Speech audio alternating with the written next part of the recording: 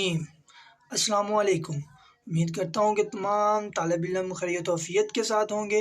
आपका मेज़बान शराज़ अहमद। लेक्चर शुरू करने से पहले रोज़ाना की तरह एक दफ़ा सूरत फ़ातिहा, 3 दफ़ा सूरत इख़लास, अव्वल आखिर दुरूद शरीफ पढ़कर इनको बख्श देंगे जो दुनिया से अभी तक चले गए हैं। फिर अपने लेक्चर का बाकायदा आगाज़ करते हैं रोज़ाना की तरह। तो चैप्टर मेरा है जी structure of atom according to numbering के मुताबिक आपके पास ही दूसरा चैप्टर आता है। फंडामेंटल ऑफ केमिस्ट्री के बाद वाला चैप्टर है स्ट्रक्चर ऑफ एटम। तो ये आपके पास ऐसे मैंने पहले भी बताया था कि एफएससी पार्ट 1 के अंदर भी 5वें नंबर पे पढ़ा हुआ चैप्टर एटॉमिक स्ट्रक्चर भी ऐसा वैसे का वैसे है जैसे कि यहाँ पे है। तो यहाँ पे इसका जो टॉपिक है आज मेन हमारा वो क्या है, वो यहाँ पे हम डिस्कस करना है जी। वो आज जो हमारा मेन टॉपिक है उसकी तरफ चलते हैं। तो वो मेरा है, यहाँ पे आपको दिखाई दे रहा होगा बोहर एटॉमिक मॉडल। तो बोहर एटॉमिक मॉडल क्या होता है? सबसे पहले तो हम बोहर के बारे में जानेंगे इस लेक्चर के अंदर कि बोहर कौन था, बोहर किस तरह से इसने नोबेल प्राइज़ को वॉन किया। उसके अलावा आपने देखा था कि जब हम पार्ट 1 में यानी कि हम पढ़ रहे थे लेक्चर पार्ट 3 के अंदर जो कि मेरा रदरफोर्ड एटॉमिक मॉडल के ऊपर था, तो उसके अंदर उसने कहा था कि why atom are stable, atom stable क्यों है, यहाँ पर ये कोलैप्स क्यों कर रहे हैं। यहाँ फिर दूसरे नंबर पे उसने यहाँ ये कहा था कि ये लाइन स्पेक्ट्रम क्यों नहीं देते। तो आज के लेक्चर में हम ये सारा कुछ स्टडी करेंगे। चलते हैं जी लेक्चर की तरफ। सबसे पहले देखते हैं कि हमारे पास जो था बोहर, वो कौन था, हु इज बोहर। तो यहाँ पे बोहर आपके पास मैंने लिखा हुआ है। तो बोहर हमारे पास इसका नाम था नील बोहर। ठीक है, तो नील बोहर क्या था, डेनिश फिजिस्ट था। पहली बात तो ये होगी कि नील बोहर एक डेनिश फिजिस्ट था।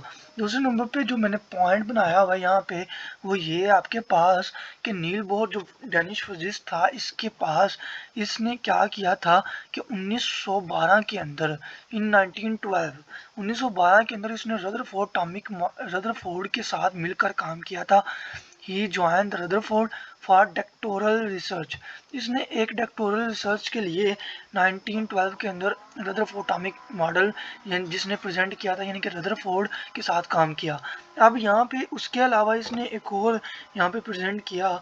इसने जो अपने पास दिया वो ये था कि 1913 के अंदर ही गिव द एटॉमिक मॉडल।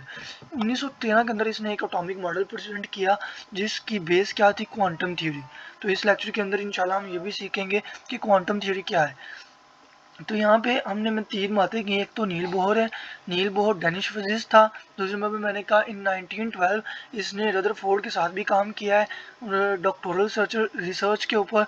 और उसके अलावा तीसरे नंबर पे मैंने ये कहा इन 1913 के अंदर ही गिव द एटॉमिक मॉडल। इसमें एटॉमिक मॉडल प्रेजेंट किया था किसकी बेस पे, क्वांटम थ्योरी के बेस पे। अब उसके बाद इसने एक और काम किया इन 1922 1922 के अंदर इसने क्या किया, 1922 के अंदर ही वोन द नोबेल प्राइज। इसने नोबेल प्राइज को भी वोन किया था। क्यों? Due to the work on the structure of atom.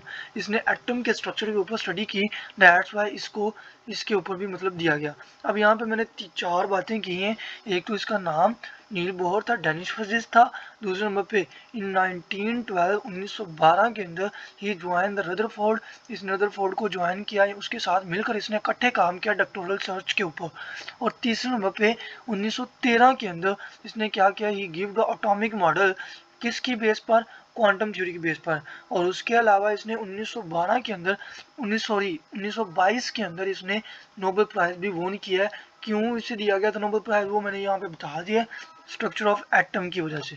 तो उम्मीद करता हूँ कि आपको यहाँ तक समझ आ गई होगी। यहाँ पे इतनी कोई टफ बात नहीं थी। यहाँ पे बस मैंने यही डिस्कस किया है कि यहाँ पे वो जो नील बोहर है यानी कि बोहर, हम एटॉमिक मॉडल पढ़ने लगे हैं तो यहाँ पे हमें पता होना चाहिए कि जो बोहर था वो कौन था। तो